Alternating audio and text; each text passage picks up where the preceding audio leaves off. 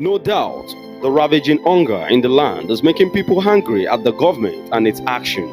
Recently, residents in Niger, Kogi, Osun, and Kano states took over major roads in protest against the high cost of food items.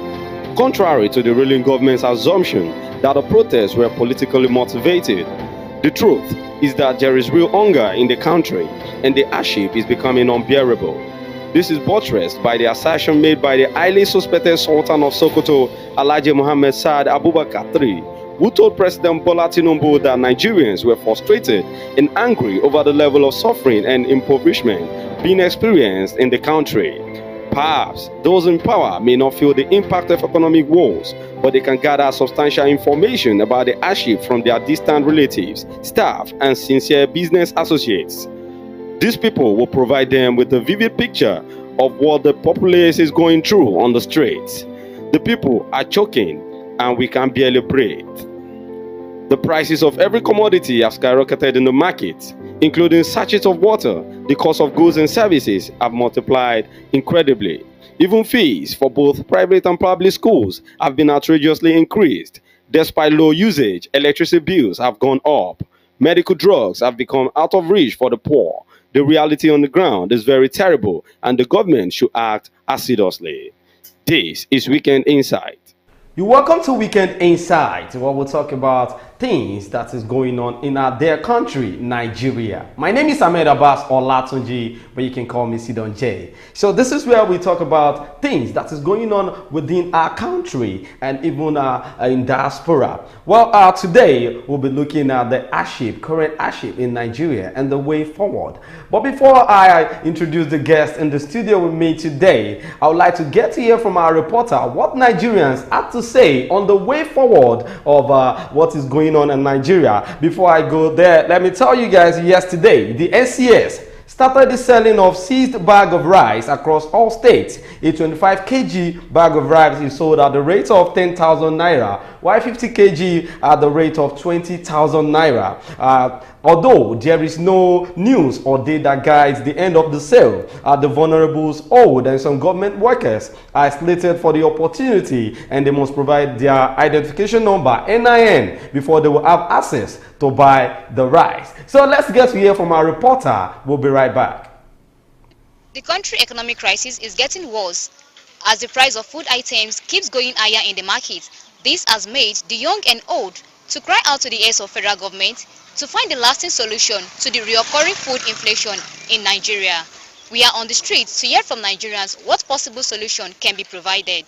The only solution that I can suggest to government is to fight corruption. If you don't fight that corruption, the country will continue to get problems. So any corrupt official or politician that they find guilty, they should prosecute him. Once there is enough evidence that he embezzled money or he did any corrupt practices, they should prosecute him, and that let it serve as a deterrent to any other person that want to do the same thing. But if they still using this put something under politics and they didn't do the needful, everybody will continue to do the thing as usual. So we continue to have the problem. If they don't fight the corruption, they should forget about anything. If I have opportunity also, I also travel and live on the country for the corrupt politicians. But that they embezzle everything and they don't see anything to embezzle. Maybe they will stop. Well, what I see that is, number one is the government policies. Nigerian government needs to review their policy and give us a working policy, not just policy on paper that will not be properly monitored and justified. If you look at the problem of this country, it is not now. From time immemorial, from past governments, there have been different hikes, different things, and nothing has been done. So basically, our government needs to put aside their personal selfish interests and and give us a policy that will work for everybody. Not if it doesn't benefit me, it doesn't benefit the whole nation. The government needs to review their policies and stop making selfish policies, because As dollar is rising, some people are making gains at the detriment of the nation, and those people are making gain are part of the government, and they know that if they review it, they will be affected. So let's make right policies and put aside selfish interest. That's my view. Nigerians are sending message to the federal government at large to look into the plight of the people and save them from the pool of hardship. Toyosi Adeshino reporting for Thank you, Wisdom Yes. Toyosi Adeshino. That's our reporter, and you could see what Nigerians are saying about the current hardship. And some of them said they had to give advice to the federal government of Nigeria what to do to cushion this current hardship in Nigeria. All right, my guest of today is Ambassador Orilua Rotimi, Ambassador of Peace when it comes to Nigeria as a whole. Sir, you're welcome to the show. Thanks for having me, Sidonji Omoyagba. Welcome to Weekend Insight all over the world. Please make sure you invite your fellow friends to come and listen what we're about to say concerning the issue that is going on in Nigeria now. All right, sir. Yes, okay, today, let's say today, there was a news that the metric tons of grains are yet to be sent to farmers to start planting rice and different things. So now my first question to you, sir, is what about the insecurity? Like, the government is not saying anything, although they wanted to create state police, and that is a very good notion from the House of Assembly and House of Rep, trying to bring it up with the governor, having a meeting with the president, the governors in Nigeria, that okay, the next thing to do about this insecurity thing is to have a state police. So what do you think about the grains that will be given to the farmers? Is it that they have the right now to go into the farm without the fear of being kidnapped by the bandits? You see, there is an adage that says you make it when the sun is shining. For instance, now, you know, the president of the so-called Federal Republic of Nigeria, His Excellency Bola Ahmed Tinubu, is working tirelessly. He's working both day and night to curb the insecurity in the surface of the country. Do you know how long that they have been sitting, asking, demanding that there should be an establishment of the state police? Thank God it has come to reality, and it has been approved. Now that it has been approved, you know, there are some measures, there are some steps that needed to be taken. Exactly. Recruiting people, coming together, bringing them into exercise, at least training them on how to handle arms and how to put on their strategic idea. You understand what I'm saying? Then the issue of releasing the grain, you know, there is a news yesterday or day before yesterday where the president of this country was telling the permanent secretary about what is going on in this office, that he wants a monthly report about of all ministers that is in charge. Now, if you could look at that, have you ever seen a president right from the history when Nigeria got the independence that has come out to say he wants to checkmate the activities of all ministers that has been appointed into an office? The office that they were being appointed to is not an office to showcase themselves. It's a duty to work. Not if you go ahead, the minister that we are going to be looking at far that okay, this person, congratulations, he has been appointed as a minister. Exactly. You could recall what happened some months back about this Beta Edo. Yes. That was just appointed. How many months? Beta Edo thought it was during the regime of Muhammadu Buhari. Exactly. Coming to the office, she misused the office. Opportunity. What happened? Immediately, ID card that gave her access to the Aso Rock was withdrawn. So she could not even get closer to where the president even with the fact that there was a pastor that made the revelation that she's going to do well. At the end of the day, what happened? You see, let's give the president, I want to urge the Nigerian, let's give the president, let's give him a patience, because let me tell you this, there's an idea that says before the gold will come out and be meaningful to us, what happened? The gold might have went through fire. Well, if you're just joining the live, it's still Weekend Insight, and I still have in the studio with me Ambassador Rotimi Orilua. Sir, yesterday we got the news, it's even day before yesterday, and we got the news that the EFCC, the Economic and Financial Crime Commission, they are out there in arresting bureau de changers all around town, and it happened in Abuja, Enugu, it happened in Ibadan, Oyo State, and I want to ask this, sir. Will arresting bureau de changers make a difference in stabilizing the rate of dollar to naira? Number one, let me tell you this. Let me say this to the old Nigerians. They really change their into their business. They got the money from some banks. You see, when you want to tackle a problem, you go to the source of the problem.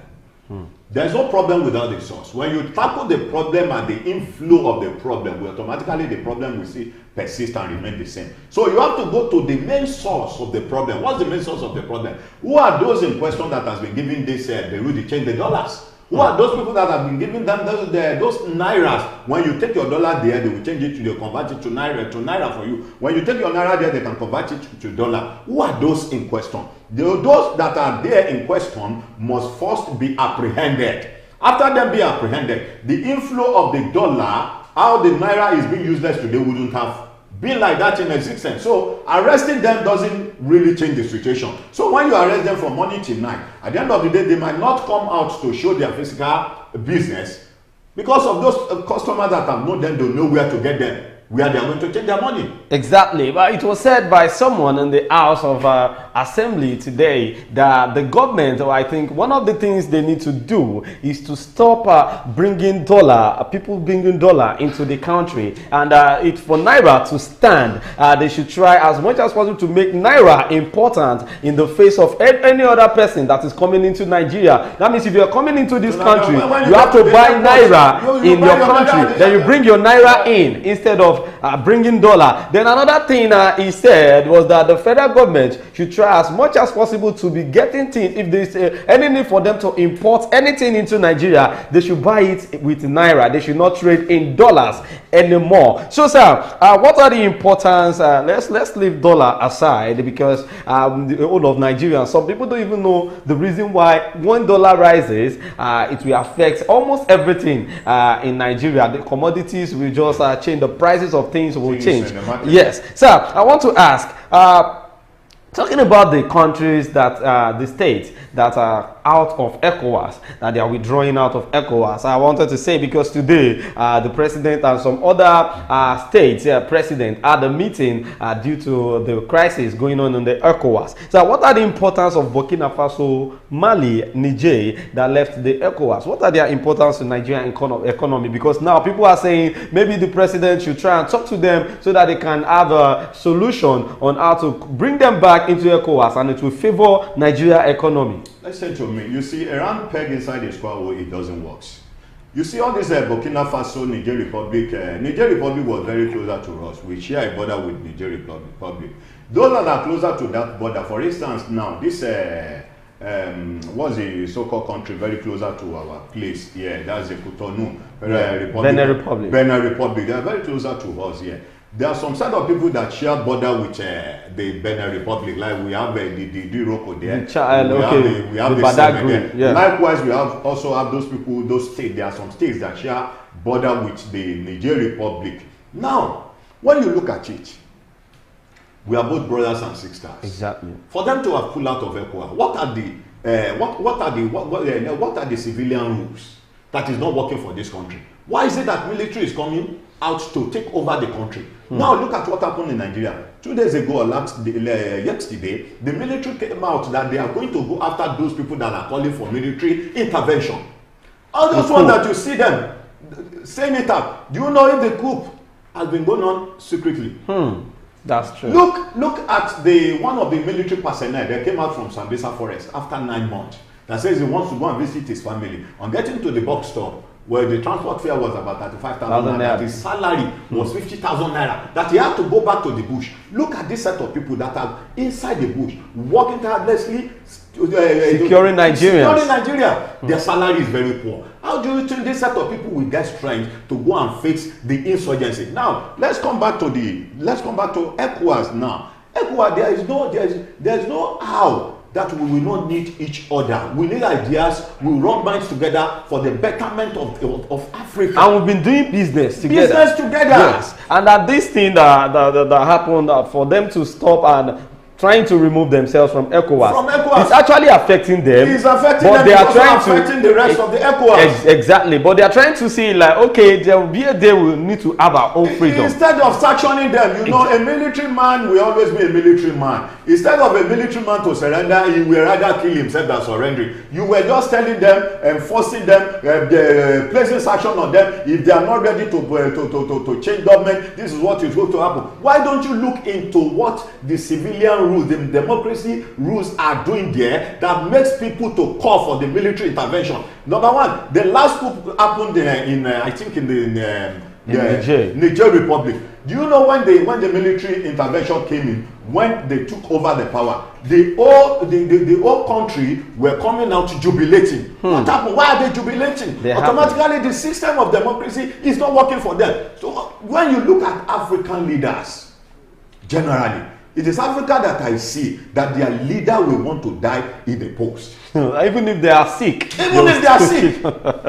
Well, if you're just joining the live, it's still Weekend Insight on WYTV. Let's go on a short commercial break. When we're back, we continue with Ambassador. Don't go nowhere. Stay tuned. When life breaks into the beautiful splendor of nature, and the kids can't just resist the temptation to explore to its zenith with the full assurance that the perfect backup is on the way for a perfect refilling.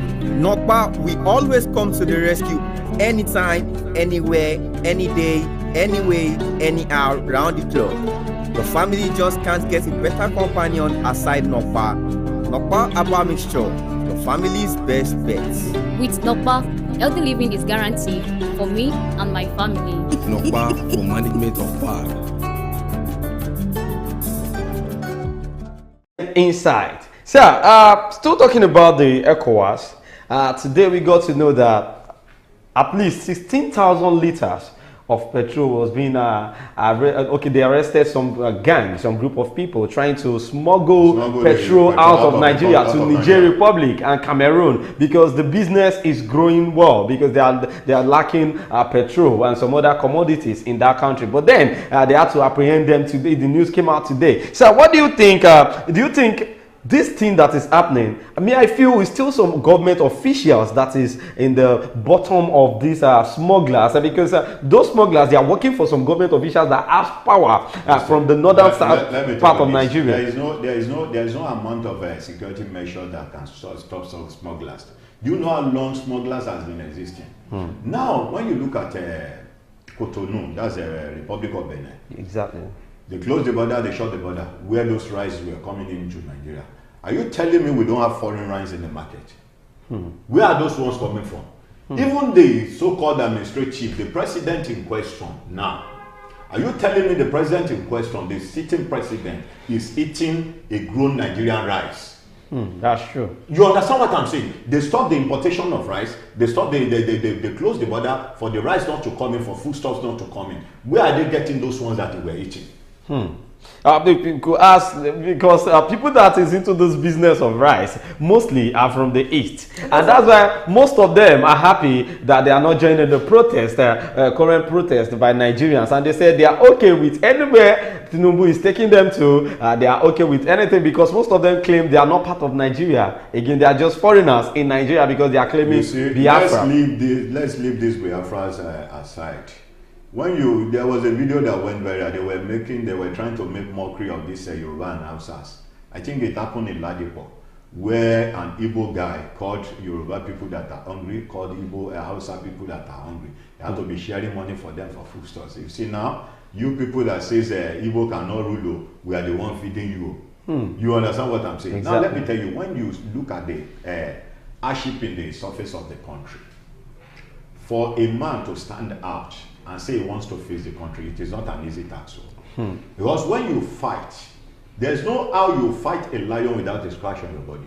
That's true. There must surely be a scratch on your body. Exactly. When the president comes out, you remember when the past president Muhammadu Buhari came out, when he was campaigning, he said he's going to fight Kaba, he's going to do this, he's going to fight corruption. At the end of the day, what happened? If you can't beat them, you join them. He joined them. You know how many people that were being corrupted, that have embezzled the national cake that we have in this country during his own regime. Now, when this president came on board, do you think there is a way we have to fight the Kaba that the Kaba will not fight back? But I feel the best president that we could have in Nigeria is the president that can stand out to fight corruption to its peak. Now let's go back home. You have a wife at home. If you have a wife at home, do you think it is easy for you to take a decision without you being standing about the decision? The woman in the house, if the decision is so hard on now, you see the woman fighting back. Exactly. But you want to stand on your feet that I'm the head of the house. Whatsoever I say is the final. Well, this is exactly what is happening in the surface of the country.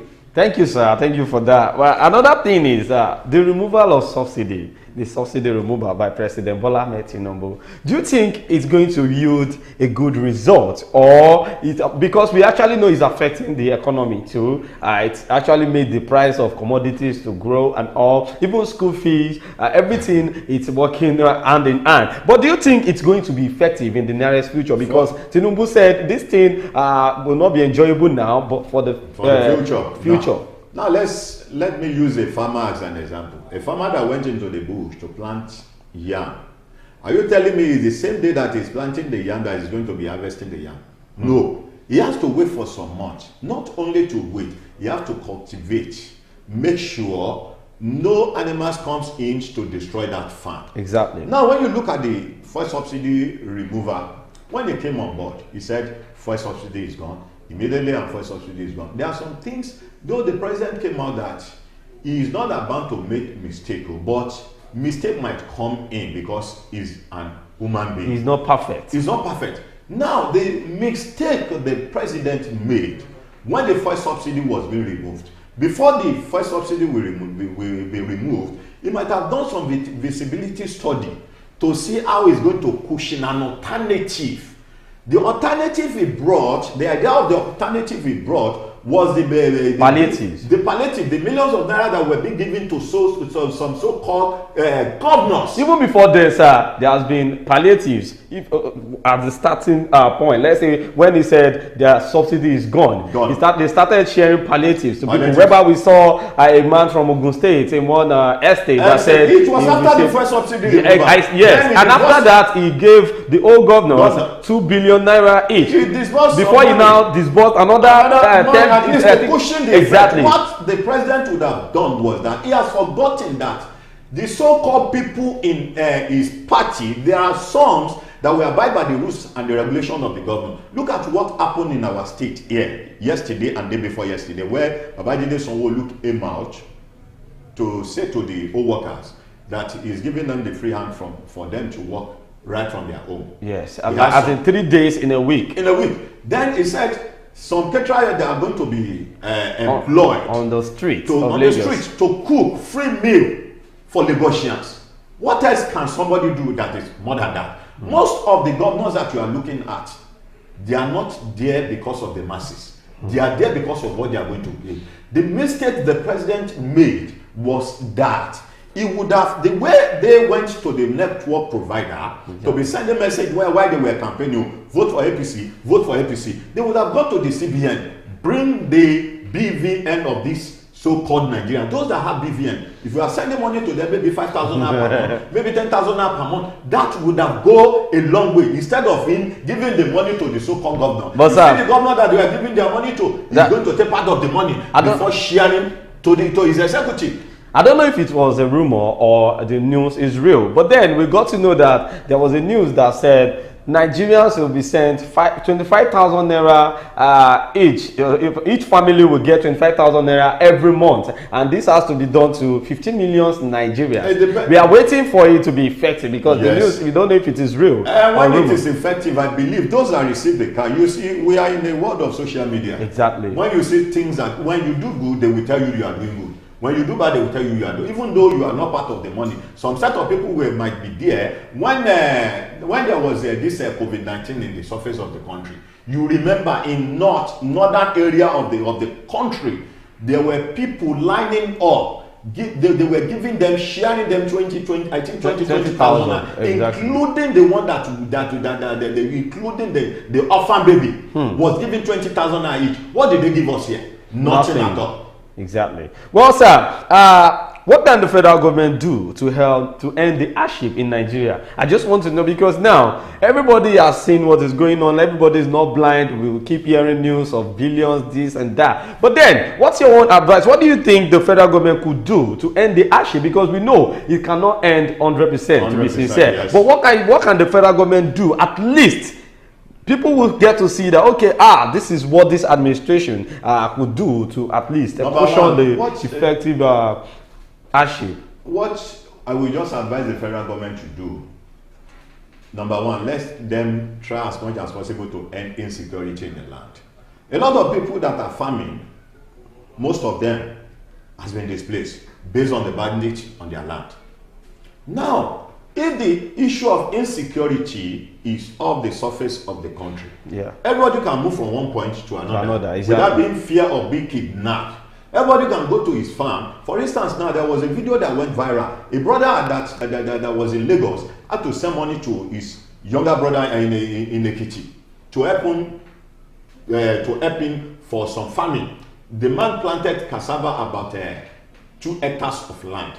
All of a sudden, one night, the Fulani herdsmen came with their cow and they destroyed the plant. They destroyed everything. Wow. So these are some of those things that they need to put into measure. For instance, now, if I go and borrow a loan of 5 million naira, do you know the amount of interest that I'm going to pay back? Now, for me to go and buy a land, or for me to go and rent a land, after putting cassava, putting this, at the end of the day, one night, the Fulani herdsmen came and eat everything. That's too bad. Exactly. But sir, we are just looking at the advantage of state police. We are not talking about the disadvantage, because me, I see, like, for example, if a state should have a police that is under the control of the governor of that state, that means the opposition, when it comes to time of election, it's going to be hard for opposition party to take over, because all the security under the government will be working for the governor directly. You know, there are some things that needed to be put into measure. There is no how. Even the police that were being controlled by the federal, at times in the surface of the election, in the period of the election, most of them were being one-sided. Exactly. They bought many of them, they give them money. Okay, what are the police doing when the police was standing when some doubts came to with the ballot box? That's exactly what I'm saying. In Lagos, there was a bandit that came where the police were standing, where the military personnel were standing, where the ballot was catching away with the ballot boxes, with some Igbos guys that were there were chatting, ballot, this is not fair, this is not fair. So I got an information that this is how they want to form the state police. Like the Amotekuns, the local hunters, the vigilantes, the civil defense, they are going to bring them together, like mix them and form a police out of them. That is exactly what they are trying to do now. But sir, I see a mistake in doing this, because sometimes, you know, even Amotekuns and vigilantes, they are not in good terms, because sometimes Amotekun and vigilante, they were in good terms, because it was from these vigilante guys that they brought Amotekun out. Okay. They were so people said, what about the OPCs? Are they going to be relevant in this forming of state police? If police? they truly want the OPCs, most of the people they are going to recruit, when you talk of where they say something about security votes. What are the security votes? People working tirelessly to see how the country and the state is being secured. Now, all this, you know, it depends on the governor, the sitting governor, to know the kind of people that they are bringing into the system, not novice. Most of these Amotekuns, when you go deep, they might not come out to say it. We might have the OPC in their midst, because they don't write it on their forehead. Some of the vigilantes were there. Exactly. Now, on the issue of the state policing, they believe those people that knows the loot and corner of that state were those that they are going to recruit into the system. Well, thank you so much for that, sir. If you're just joining the live, it's Weekend Insight on Wisdom Yard Television. This is where we are going to be ending it on the show today. Don't forget to follow us on all our social media platforms, on TikTok, YouTube, X account, Facebook at Wisdom Yard Online TV. My name is Ahmed Abbas Olatunji, but you can call me Sidon J. Thank you so much, Ambassador Orilu Arotimi, for joining us on the show today. We'll see you again next time on Weekend Insight. Bye for now.